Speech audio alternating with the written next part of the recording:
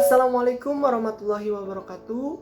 Halo, apa kabar semuanya? Semoga kita semua dalam keadaan sehat walafiat ya. Perkenalkan, nama saya Ikvan Rifai dengan NIM 1902045, kelas PKN 2019A dari Prodi Pendidikan Kewarganegaraan Universitas Pendidikan Indonesia.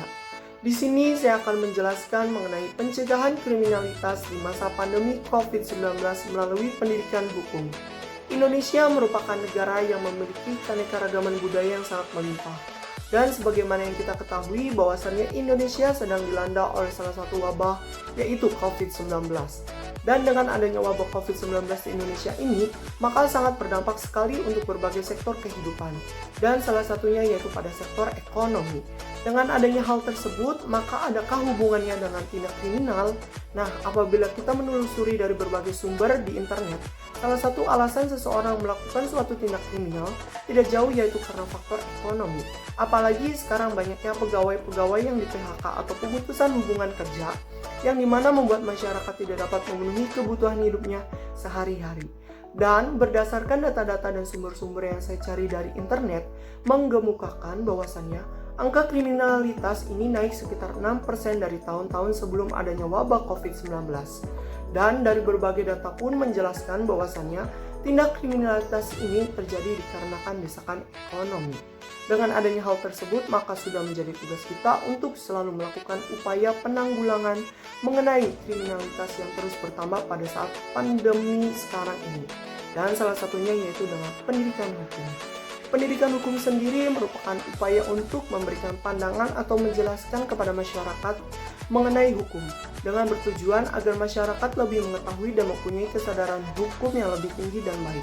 Karena apabila seseorang memiliki tingkat kesadaran hukum yang tinggi dan baik, maka kemungkinan masyarakat tersebut akan sadar dan akan selalu mematuhi hak-hak dan kewajiban peraturan yang telah ada atau berlaku. Kemudian dalam mengimplementasikan pendidikan hukum ini, maka diperlukan suatu beberapa hal penting yang berkaitan dengan peranan pendidikan hukum dalam mewujudkan kesadaran hukum warga negara.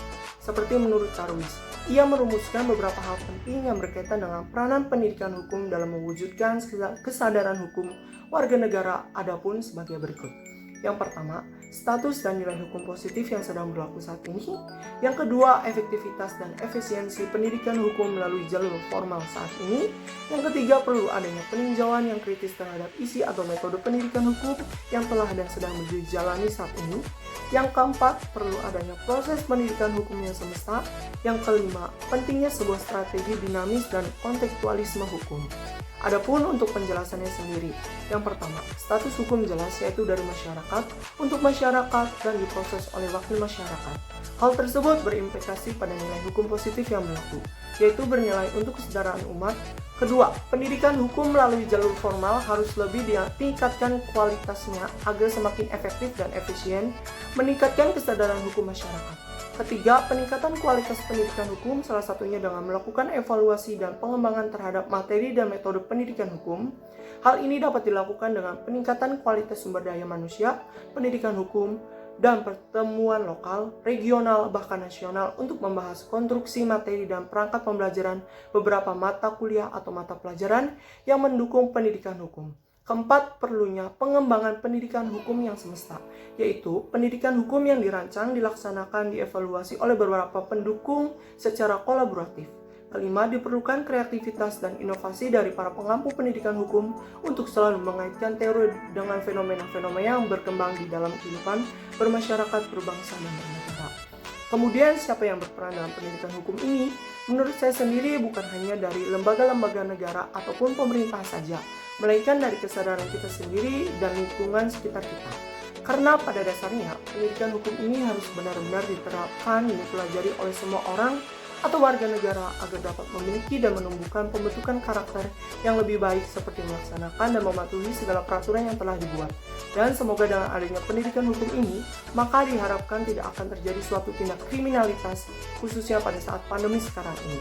Adapun cara untuk mencegah kriminalitas agar tidak terjadi yaitu dengan memberikan perhatian terhadap orang-orang yang memiliki potensial untuk melakukan tindak kejahatan dan kriminalitas, kemudian saling tolong-menolong terutama dalam hal kegiatan ekonomi.